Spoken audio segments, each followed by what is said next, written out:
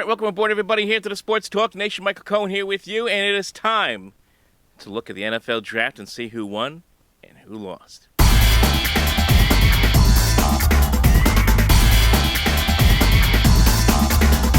Welcome aboard, everybody. Michael Cohen here with you. Of course, this past weekend we had the NFL draft, and as we previewed it the other day with Pete Colasano of the Bump and Run podcast, if you want to check out that again, compared to what happened to what we talked about, the link is right there.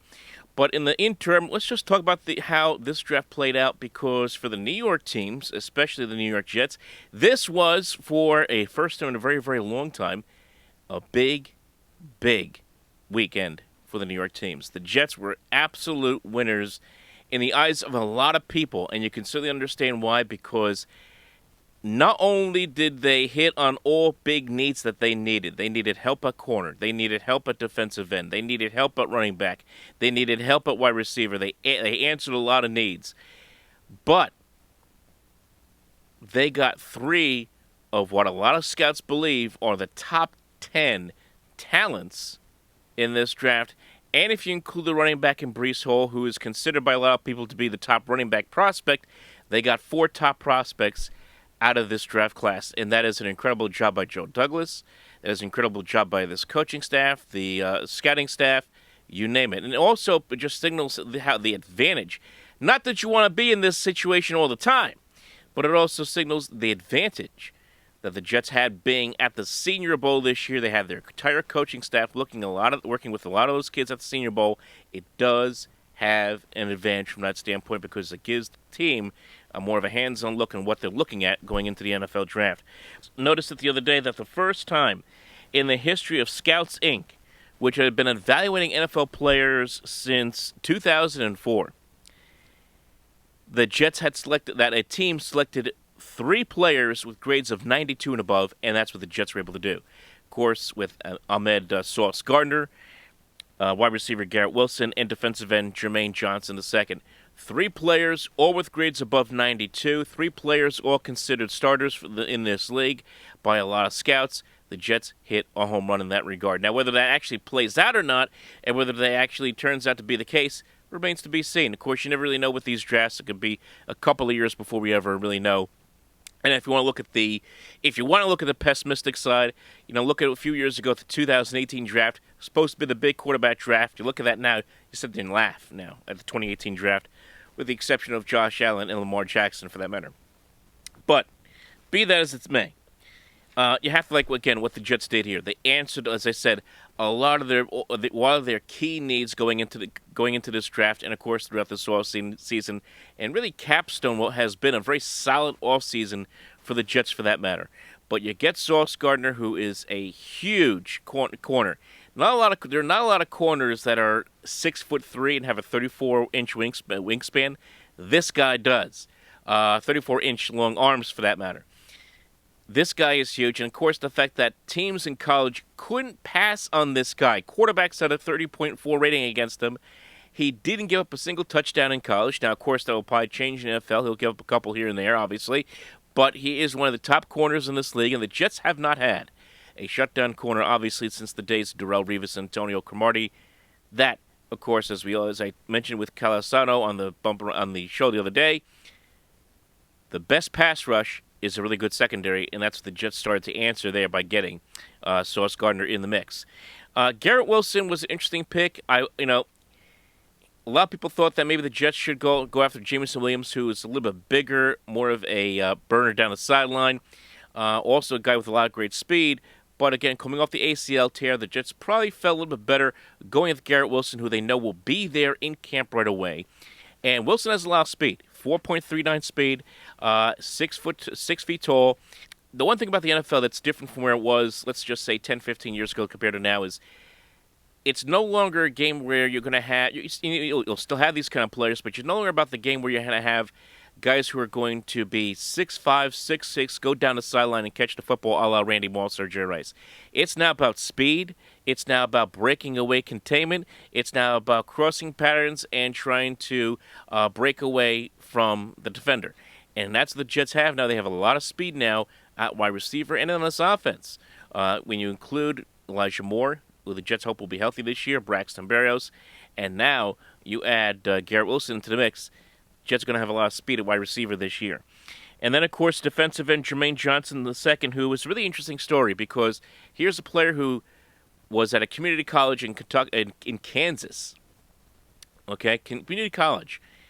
Transferred to Georgia. Didn't get enough playing time. Transferred again to Florida State. Had 12 sacks last year, 17.5 tackles for loss. Was considered by a lot of scouts the most polished pass rusher in this draft. And you got to give Joe Douglas a lot of credit because after they made the pick for Gardner at 10, the last defensive end taken was Thibodeau by the Giants at the 5 pick. So the Jets had to wait around a little bit. They tried to make a lot of calls, and they were busy. They admitted they were busy making phone calls throughout the course of this draft on basically every single night of the draft. And they found a way to make a trade with Tennessee, and they get the guy they wanted all along in Jermaine Johnson. So great job by Joe Douglas there. It's been a long time since the Jets have taken 3 players in the first round. Got to go back to 2000 when they had the Chad Pennington, John Abraham, Sean Ellis, Anthony Beck draft. It's the last time they had 3 players come out of the first round for the New York Jets. And that draft worked out pretty well for Gangrene. We'll see how this one does. Breece Hall, unlike a lot of running backs, this guy's big. I mean, you have a smaller back in Michael Carter who has a lot of speed, was an excellent addition to this offense last year. You now pair him with Breece Hall, who had 2 tremendous years the last 2 years in college. Over 1,500 yards in the COVID year of 2020, 1,400 yards and 21 touchdowns last year. Is a big, powerful runner, about 6 feet tall. That's hard to find that kind of running back that big, but has good, quick feet and also has a really good ability to break away from tacklers. He is going to be an interesting piece to watch. And you have him and Michael Carter together in that backfield. It's going to be, again, a lot of speed, a lot of power in this offense. You add that with the receivers, with the 2 tight ends in Conklin as well as C.J. Uzomah.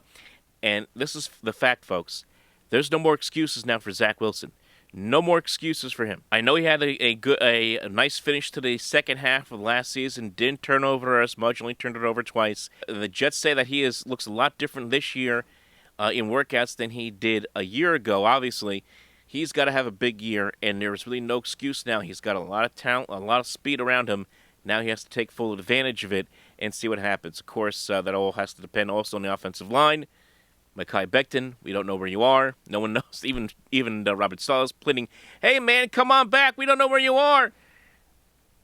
Where is Mekhi Becton? Where in the world is Mekhi Becton? It's like where in the world is Carmen Sandiego? Where in the world is Mekhi Becton, for that matter? But a really overall, really solid draft. You also have to like the addition of the tight end there. From Long Island, Jeremy Ruckert, who came from Ohio State. More of a blocking tight end, but again, you add him to the tight end room. Not a bad pickup at all for the Jets. So a very solid draft.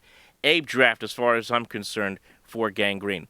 The Giants also had a big draft, mostly all dictated by what they did in the first round, taking Kayvon Thibodeau with the 5th overall pick. Surprised a lot of people because the rumors early on going into the draft were Giants weren't really high on him. You know, they had concerns, which a lot of people had concerns about his personality. Maybe he's more concerned about the brand than he is about playing, but that was all a bunch of hogwash just to create a diversion. Giants love this guy. They go out there and they bring him in. Giants needed a big-time pass rusher. Thibodeau is supposed to be that. 19 career sacks in Oregon. Now, he is a guy who's not shy on confidence. He believes in himself to the T, and it's going to be interesting to see how he not only plays as the defensive end of this team to be one of the top pass rushers on this team, but how he adjusts with the pressures of New York, because we've seen this city eat people alive. He is a guy who's a big personality. He loves the camera. You can tell that he's somebody who's going to, at some point in his career, post-career, is going to be a fixture on television. He just has that kind of pizzazz about him. But the focus right now is going to be on football. And that's why I think that he's going to have to rely on a lot of past Giants. Not just the veterans who are on that team now, but past Giants, the guys like Michael Strahan, Osi Umenyiora, Justin Tuck. There was a story that Strahan had already reached out to him to be a mentor.